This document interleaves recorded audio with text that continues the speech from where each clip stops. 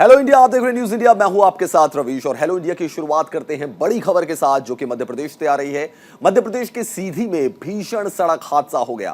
तेज रफ्तार ट्रक ने 3 बसों को टक्कर मार दी। बड़ी खबर आपको बता रहे हैं मध्य प्रदेश से, जहां पे कि भीषण सड़क हादसा हो गया। एक तेज रफ्तार ट्रक ने बसों को टक्कर मार दी और ट्रक की टक्कर से 3 बसें जो थी वो पलट गई। हादसे में 8 लोगों की मौत हो गई, 50 से ज्यादा लोग घायल बताए जा रहे हैं। इसके बाद सीएम शिवराज सिंह चौहान ने घायलों का हाल जाना।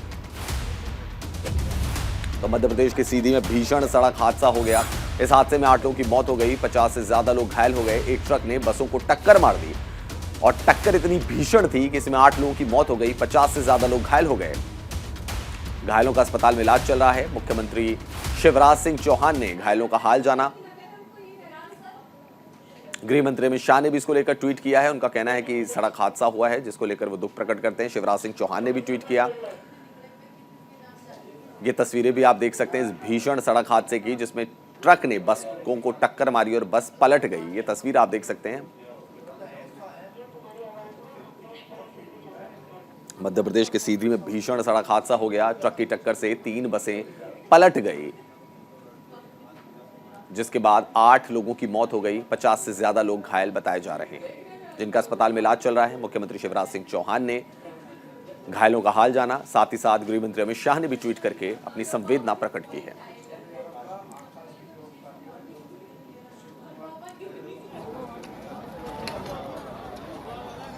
तो ये तस्वीरें भी आप देख सकते हैं। ट्रक की टक्कर से 3 बसें पलट गई। गृह मंत्री अमित शाह का ट्वीट भी आप देख सकते हैं, जहां पे उन्होंने लिखा है कि सड़क हादसा अत्यंत दुखद है। शिवराज सिंह चौहान मध्य प्रदेश के सीएम, उनका भी ट्वीट यहां पर मौजूद है। ये तस्वीरें आप देख सकते हैं। यहां पर कितना भीषण सड़क हादसा ये था, जिसमें 8 लोगों ने अपनी जान गंवा दी, 50 से ज्यादा लोग घायल हैं।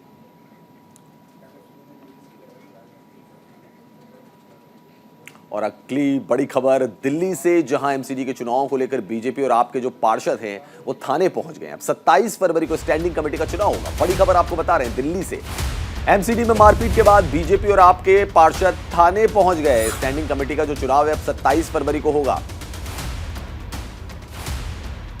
बीजेपी ने मेयर पर चुनाव में धांधली का आरोप लगाया है। मेयर शैली ओबराय ने दिल्ली पुलिस से मांगी है सुरक्षा। तो बड़ी खबर आपको बता रहे हैं।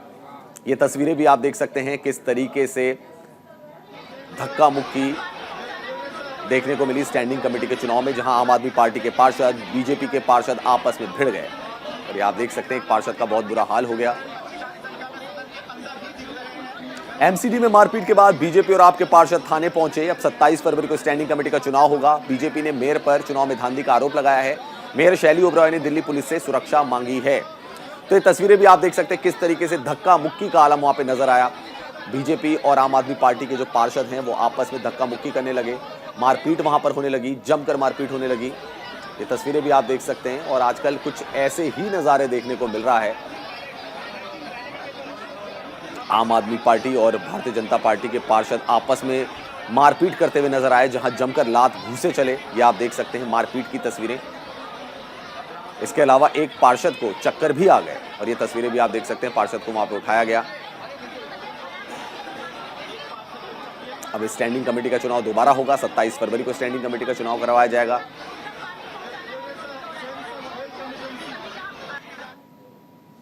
दिल्ली के एमसीडी सदन में जोरदार हंगामा हुआ। आप और बीजेपी के पार्षदों के बीच जमकर लात घूंसे चले और मारपीट भी हुई। इस हंगामे को लेकर हमारे सहयोगी नमित त्यागी ने आप नेता आतिशी से खास बातचीत की। आपको सुनवाते क्या कुछ कहा आतिशी ने। बातचीत के लिए आम आदमी पार्टी की विधायक आतिशी जी हैं। आतिशी जी, ये नौबत परसों भी देखी गई, केवल एक वोट जो इनवैलिड करार दे रही थी मेयर साहिबा, उसके बाद इतना हंगामा संभव था? देखिए, भारतीय जनता पार्टी चुनाव होने ही नहीं देना चाहती। एक संवैधानिक लोकतांत्रिक तरीके से चुनाव कोई नहीं तैयार। हम पहले दिन से इस हाउस में उनकी गुंडागर्दी देख रहे हैं। पहले इलीगल तरीके से उन्होंने एल्डरमैन बनाए, फिर इलीगल तरीके से उनसे वोट पड़वाने की कोशिश हुई। चुनाव को सही तरीके से और समय से करवाने के लिए हम सुप्रीम कोर्ट गए। सुप्रीम कोर्ट के आदेश के तहत मेयर और डिप्टी मेयर के चुनाव हुए। जब स्टैंडिंग कमेटी का चुनाव हुआ, किस तरह से भारतीय जनता पार्टी ने गुंडागर्दी करी। बैलेट बॉक्स को उन्होंने चुराया, बैलेट बॉक्स के अंदर पानी डाला कि वोट ना ठीक से देख पाए। उसके बाद बैलेट पेपर चुरा लिए, सारे बैलेट पेपर फाड़ दिए। हमारी मेयर ने उनकी सारी कंडीशंस को मान लिया। एक से वोटिंग कराई, मोबाइल फोन अंदर ले जाने से मना किया। जब काउंटिंग में उन्हें लगा कि इलेक्शन हार जाएंगे तो उस काउंटिंग में मेयर पे हमला कर दिया। अगर वो मेयर के निर्णय से असहमत थे तो वो कोर्ट चले जाते। प्रोटेम मेयर के निर्णय से हम असहमत थे, हम कोर्ट गए, कोर्ट ने एक फैसला दिया। अगर वो मेयर के निर्णय से असहमत थे तो उनके पास कोर्ट जाने का अधिकार था। गुंडागर्दी से देश नहीं चलेगा, मार पिटाई से देश नहीं चलेगा। भारत एक लोकतंत्र है जो एक संविधान से चलता है, और आज भारतीय जनता पार्टी ने पूरी दुनिया के सामने भारत को शर्मसार किया है। कल पूरी दुनिया में न्यूज़पेपर में आएगा कि भारत की राजधानी की महिला मेयर की पिटाई हुई। उस एक वोट की क्या इतनी वैल्यू थी? अगर उसको इनवैलिड करार दे रही है मेयर, तो क्या उनकी स्टैंडिंग कमेटी के दो मेंबर रह जाते 3 की जगह? देखिए, मैंने तो कैलकुलेशन देखा नहीं, लेकिन कैलकुलेशन कुछ भी हो, चाहे कैलकुलेशन हमें जिताए चाहे कैलकुलेशन उन्हें जिताए, क्या आप गुंडागर्दी से देश को चलाओगे? क्या आप मार पिटाई से देश को चलाओगे? ये देश एक लोकतंत्र है, ये संविधान से चलता है। कैमरा पर्सन मनीष के साथ नमित त्यागी, न्यूज़ इंडिया, दिल्ली। तो ये तस्वीरें भी आप देख सकते हैं किस तरीके से स्टैंडिंग कमेटी के चुनाव को लेकर जमकर लात घूंसे चले, मारपीट हुई बीजेपी और आम आदमी पार्टी के पार्षदों के बीच, और अब दोनों ने थाने में शिकायत भी दर्ज कराई है। अब स्टैंडिंग कमेटी का जो चुनाव है 27 फरवरी को होगा। ये तस्वीरें भी आप देख सकते हैं जहां पर कि एक पार्षद को चक्कर आ गए, उसके बाद वो पार्षद वहां पे गिर गए, बाद में दूसरे पार्षदों ने उनकी मदद करी। ये तस्वीरें भी आप देख सकते हैं, सफोकेशन इसकी वजह रही होगी। ये आप देख सकते हैं यहाँ पर लात घूंसों के बीच एक पार्षद को चक्कर भी आ गए। ये तस्वीरें आप देख सकते हैं, पार्षद की हालत काफी नाजुक वहां पे नजर आ रही है, और साथ ही साथ जो बाकी के जो पार्षद हैं वो उन पर पंगा कर रहे हैं। तो ये देख सकते हैं जमकर लात घूंसे चले, मारपीट हुई, जो कि लोकतंत्र के लिए बिल्कुल भी शोभनीय नहीं है। चलिए बड़ी खबर आपको बताते हैं, बीजेपी प्रवक्ता शुभेंदु अवस्थी का ट्वीट सामने आया है। ट्वीट कर उन्होंने आम आदमी पार्टी पर निशाना साधा है। उनका कहना है कि आप मेयर की गुंडागर्दी, तानाशाही चल रही है। 3 पार्षद बीजेपी और 3 पार्षद आपके जीते हैं। तो बड़ी खबर आपको बता दें, ट्वीट कर आम आदमी पार्टी को घेरा है शुभेंदु ने, और साथ ही साथ उन्होंने ट्वीट किया, उसमें उन्होंने कहा है कि आप मेयर की गुंडागर्दी और तानाशाही देखने को मिल रही है। 3 पार्षद भारतीय जनता पार्टी के जीते हैं, 3 पार्षद आपके जीते हैं, चौथा पार्षद आपका हारा है। मेयर ने इलेक्शन को दोबारा करवाने की घोषणा की। तो बड़ी खबर आपको बता रहे हैं, चौथा पार्षद, उनका कहना है कि आप आदमी पार्टी का हार गया है। स्टैंडिंग कमेटी में जो 6 सदस्य चुने जाने थे उसमें से 3 आम आदमी पार्टी जीती है, 3 बीजेपी जीती है, और इसकी वजह से दोबारा चुनाव करवाए गए। ये कहना है भारतीय जनता पार्टी के नेता का, शुभेंदु अवस्थी का, जिन्होंने ट्वीट करके कहा है कि देखिए आपकी मेयर की गुंडागर्दी और खुलेआम तानाशाही। इलेक्शन कमीशन द्वारा टेक्निकल कमेटी ने इलेक्शन में साफ साफ कहा कि 3 पार्षद आम आदमी पार्टी के, 3 बीजेपी के जीते, और चौथा पार्षद जो था वो आम आदमी पार्टी का हार गया। यानी कि जो पहले कहा जा रहा था कि 4 पार्षद जो हैं वो आम आदमी पार्टी के जीतेंगे, 2 बीजेपी के जीतेंगे, जो आपकी तरफ से दावा किया जा रहा था, वहां पर शुभेंदु अवस्थी कह रहे हैं कि 3 आम आदमी पार्टी के जीते, 3 बीजेपी के जीते, और जो चौथा प्रत्याशी जो था वो हार गया।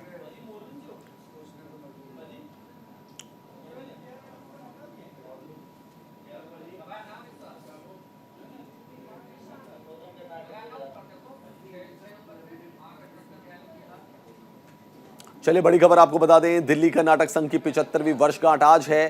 प्रधानमंत्री नरेंद्र मोदी समारोह का उद्घाटन करेंगे। 2 दिन तक चलने वाले समारोह में दिग्गज नेता शामिल होंगे। तालकटोरा स्टेडियम में समारोह का आयोजन किया जाएगा। बड़ी खबर आपको बता रहे हैं, प्रधानमंत्री नरेंद्र मोदी समारोह का उद्घाटन करेंगे। दिल्ली कर्नाटक संघ का ये समारोह है। प्रधानमंत्री नरेंद्र मोदी समारोह का उद्घाटन करेंगे। 2 दिन तक चलने वाले समारोह में कई दिग्गज नेता शामिल होंगे। दिल्ली के तालकटोरा स्टेडियम में समारोह का आयोजन किया जाएगा। तो दिल्ली कर्नाटक संघ की 75वीं वर्षगांठ आज है। प्रधानमंत्री नरेंद्र मोदी इस समारोह का उद्घाटन करने जा रहे हैं।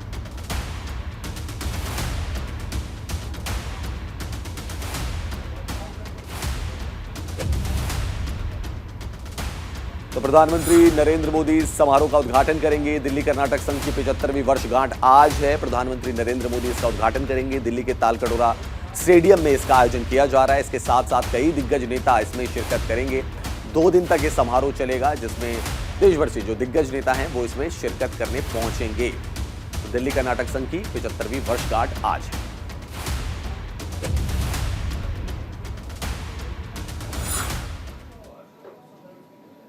फिलहाल रुकेंगे थोड़ी देर के लिए, फौरन होंगे हाजिर। आप देखते रहिए न्यूज इंडिया। Welcome back. और इस वक्त की बड़ी खबर आपको बता दें, आज बिहार के दौरे पर रहेंगे गृह मंत्री अमित शाह। शाह के दौरे को लेकर सिक्योरिटी बढ़ा दी गई है। एडीजी सुरक्षा की ओर से जारी किया गया है अलर्ट। तो बड़ी खबर आपको बता रहे हैं, आज बिहार के दौरे पर रहेंगे गृह मंत्री अमित शाह। शाह के दौरे को लेकर सिक्योरिटी बढ़ा दी गई है। वाल्मीकि नगर में जनसभा कर विपक्ष पर साधेंगे निशाना। बापू सभागार में किसान मजदूर कार्यक्रम में भी हिस्सा लेंगे। तख्त श्री हरमिंदर साहिब में मत्था टेकेंगे। पार्टी पदाधिकारियों के साथ भी बैठक करेंगे अमित शाह और कार्यकर्ताओं को संबोधित कर जीत का मंत्र भी देंगे। तो बड़ी खबर आपको बता रहे हैं, बिहार के दौरे पर रहेंगे आज केंद्रीय गृह मंत्री अमित शाह। तख्त श्री हरमिंदर साहिब में मत्था टेकेंगे अमित शाह। पार्टी पदाधिकारियों के साथ बैठक भी करेंगे। कार्यकर्ताओं को संबोधित करके जीत का मंत्र भी देंगे। लगातार देख सकते हैं, पहले नॉर्थ ईस्ट, कर्नाटक, उसके बाद अब बिहार के दौरे पर हैं केंद्रीय गृह मंत्री अमित शाह। शाह के दौरे को लेकर सिक्योरिटी भी बढ़ा दी गई है।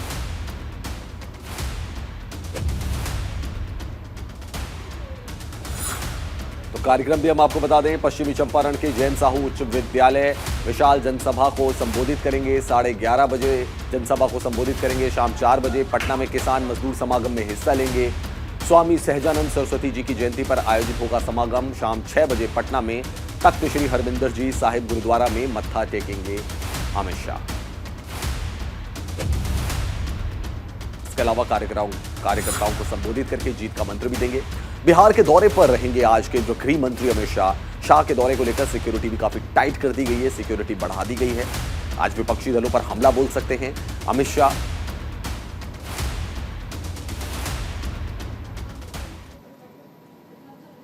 अगली बड़ी खबर नागालैंड और मेघालय से जुड़ी हुई है। नागालैंड और मेघालय में चुनाव प्रचार का आखिरी दिन है। 27 फरवरी को नागालैंड मेघालय में वोट डाले जाएंगे। 60 विधानसभा सीटों पर वोटिंग होगी। पूर्वोत्तर के तीनों राज्यों में मतगणना 2 मार्च को होगी। तो बड़ी खबर आपको बता दें, 27 फरवरी को नागालैंड मेघालय में वोट डाले जाएंगे। 60 विधानसभा सीटों पर वोटिंग होगी। त्रिपुरा में ऑलरेडी चुनाव हो चुके हैं। अब बारी मेघालय और नागालैंड की है। पूर्वोत्तर के तीनों राज्यों में जो मतगणना है वो 2 मार्च को होगी। त्रिपुरा, मेघालय, नागालैंड। तो नागालैंड और मेघालय में चुनाव प्रचार का आज आखिरी दिन है। जी हां, आज आखिरी दिन है चुनाव प्रचार का। 27 फरवरी को नागालैंड और मेघालय में वोट डाले जाएंगे। 60 विधानसभा सीटों पर वोटिंग होगी और 2 मार्च को तीनों राज्य यानी कि त्रिपुरा, मेघालय और नागालैंड की काउंटिंग होगी।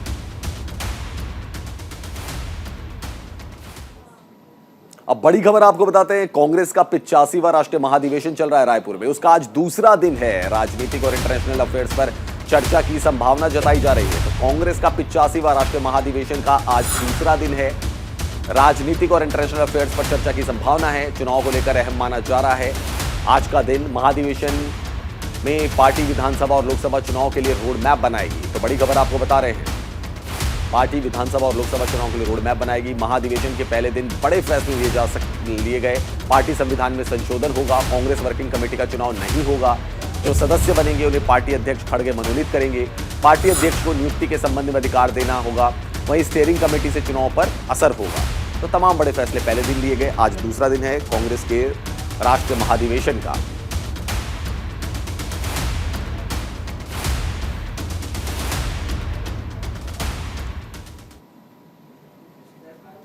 इस बीच आपको एक बड़ी खबर बता दें, आज भारत आएंगे जर्मनी के चांसलर ओलाफ शोल्ज। जी हां, बड़ी खबर आपको बता रहे हैं, जर्मनी के चांसलर आज भारत आने वाले हैं। ओलाफ शोल्ज की भारत यात्रा है आज और प्रधानमंत्री नरेंद्र मोदी से वो बातचीत भी करेंगे। द्विपक्षीय संबंधों को मजबूत करने पर चर्चा की जाएगी।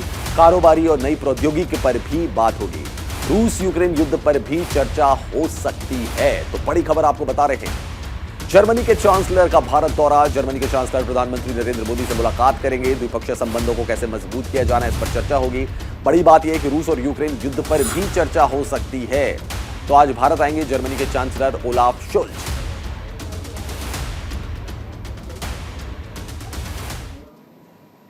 बढ़ते आगे, चौतरफा संकटों से घिरे पाकिस्तान को लेकर ज्योतिषपीठ के शंकराचार्य अविमुक्तेश्वरानंद सरस्वती जी महाराज ने अपने विचार रखते हुए न्यूज इंडिया के संवाददाता गौरव मिश्रा से खास बातचीत की। क्या कुछ कहा, आइए आपको सुनवाते हैं। जिस तरीके से आज यहाँ पर आप आए और एक OTT प्लेटफॉर्म की शुरुआत की गई है, ये किस तरीके से लोगों के बीच में प्रसारित होगा और किन उद्देश्यों के तहत ये काम करें? देखिए, आप लोगों ने पहले ही हमसे सुन रखा है कि फिल्म के माध्यम से मनोरंजन जगत के लोग अपसंस्कृति की तरफ बढ़ रहे हैं। ऐसे दृश्य, ऐसे संवाद दिखा रहे हैं जिससे भारतीय संस्कृति और भारतीय धर्म का उपहास हो रहा है। तो हम लोग इसके खिलाफ धर्म संसद बोर्ड बना करके खड़े हो रहे हैं। एक और बयान आया है, खास करके पाकिस्तान में जिस तरीके से पूरी क्राइसिस है, संघ की तरफ से एक बयान दिया गया है, कहा गया है कि कुछ आटा, गेहूं, कुछ टन अनाज जो है वो पाकिस्तान को भेज देना चाहिए। आरएसएस के इस बयान को आप किस तरीके से देखते हैं? नहीं, ऐसा है कि इतनी बड़ी क्राइसिस है, लोग परेशानी में हैं, उनकी मदद तो की जानी चाहिए, लेकिन जिन शब्दों में ये कहा गया कि कुछ टन भेज देना चाहिए, तो एक तरह से ये उनकी परिस्थिति का उपहास है, व्यंग्य है। तो हमारा ये कहना है कि ऐसे व्यंग्य किसी समर्थ संस्था, व्यक्ति को नहीं करना चाहिए, क्योंकि समस्या किसी के ऊपर भी कभी भी आ सकती है। कोई गर्व नहीं पालन करना चाहिए अपने मन में कि हमको कभी समस्या आएगी ही नहीं, इसलिए किसी के ऊपर जब वो विपत्तिग्रस्त हो व्यंग नहीं करना चाहिए। आपका मत है इसमें कि पाकिस्तान की मदद के लिए भारत को आगे आना चाहिए? भाई, भारत सदा पाकिस्तान या किसी और देश में जब भी समस्या आती है, भारत आगे बढ़ कर के मदद करता है। केवल पाकिस्तान को जाने कितनी मदद अभी तक कर चुका है, जब से नरेंद्र मोदी जी, जिनको पाकिस्तान अपना दुश्मन समझता है, जब से वो हमारे देश के प्रधानमंत्री बने हैं, कितनी बार उन्होंने मदद कर दी। कोरोना के समय में कितना वैक्सीन भेजा, क्या क्या नहीं किया। तो हम तो उनकी मदद करते ही हैं, करना ही चाहिए, वो हमारा स्वभाव है, हमारे लिए वो सही है। हमारे प्रधानमंत्री जी करते हैं, अच्छा करते हैं, लेकिन ये जो इस तरह का व्यंग्य वाक्य बोलना, ये थोड़ा चुभ जाता है, अच्छा नहीं लगता। धन्यवाद न्यूज़ इंडिया से बातचीत करने के लिए। कैमरामैन केडी के साथ गौरव मिश्रा, न्यूज़ इंडिया, दिल्ली। गुजरात विधानसभा में बजट सत्र के दूसरे दिन साल 2023-24 का बजट पेश किया गया। इस बजट को लेकर हमारे सहयोगी मेहुल झाला ने कांग्रेस नेता जिग्नेश मेवानी से खास बातचीत की। क्या कुछ कहा, आइए आपको सुनवाते हैं। हमारे साथ मौजूद है कांग्रेस के तेज तर्रार नेता जिग्नेश मेवानी। हम उनके नज़रिए से जानते हैं कि जिस उम्मीद से भारतीय जनता पार्टी को इतना बहुमत मिला, उन उम्मीदों पर गुजरात सरकार ने बजट में गुजरात की जनता को क्या दिया। जिग्नेश जी, बड़ी उम्मीद थी गुजरात की जनता को कि इस बजट में युवाओं के लिए, रोजगार के लिए, शिक्षा के लिए। माननीय प्रधानमंत्री जी जब गुजरात के मुख्यमंत्री हुआ करते थे, तब केंद्र का गुजरात को अन्याय, केंद्र का गुजरात को अन्याय, ये रोना बार बार रोते थे। लेकिन केंद्र सरकार के बजट में भी गुजरात के लिए कोई स्पेशल पैकेज हो, गुजरात के लिए कोई रिलीफ दी हो, ऐसी कोई बात नहीं थी। और आज गुजरात की विधानसभा में जो बजट आया है बहुत ही डिसअपॉइंटिंग है। खाली पड़े सरकारी पदों में भर्ती करना वो कोई रॉकेट साइंस नहीं। आज इस मुल्क में और गुजरात में भी बेरोजगारी और महंगाई का सवाल उसकी चरम सीमा पर है। गुजरात स्टेट लॉ कमीशन का जो 34वां रिपोर्ट आया, उसमें ये कहा कि गुजरात में भी अनएम्प्लॉयमेंट उसकी पीक पर जा रहा है। बावजूद इसके बजट नए रोजगार का सृजन कैसे होगा, उसको लेकर सरकार की दिशा क्या होगी, उस पर न केवल खामोश, पूर्ण रूप से खामोश है। मैं दोहराना चाहूंगा इस बात को, खाली पड़े सरकारी पदों में भर्ती करने में आपको कौन रोक रहा है? विपक्ष का समर्थन है ना। आप स्टार्टअप को सपोर्ट करना चाहते, ना आप एंटरप्रेन्योर्स को प्रमोट करना चाहते, ना स्मॉल और मीडियम स्केल इंडस्ट्रीज को रिवाइव करना चाहते, ना गुजरात इंडस्ट्रियल डेवलपमेंट कॉर्पोरेशन की यूनिट बनाना चाहते। तो गुजरात तो इंडस्ट्रियल स्टेट की परंपरा को आगे बढ़ाने वाला स्टेट है। तो कुछ चंद पूंजीपतियों के हितों को संभालना और small scale industries, medium scale industries, entrepreneur, startup, छोटे व्यापारी, इनको खत्म करना, ये बजट अपना बजट नहीं हो सकता। शुक्रिया न्यूज़ इंडिया से बात करने के लिए। ये थे जिग्नेश मेवानी, जिनका कहना है कि कई ऐसे सवाल जो उन्होंने उठाए थे सदन में, राज्य सरकार के पास, उनके मंत्रियों के पास उनका कोई ठोस जवाब नहीं था। आने वाले दिन में बजट सेशन जब 29 मार्च तक चल रहा है, तब तक कांग्रेस सदन के अंदर भी भारतीय जनता पार्टी से डटकर जूझती रहेगी। कैमरा पर्सन जशवंत के साथ मेहुल झाला, न्यूज़ इंडिया, विधानसभा, गांधीनगर। हेलो इंडिया में फिलहाल इतना ही, और ज्यादा खबरों के लिए देखते रहिए न्यूज़ इंडिया।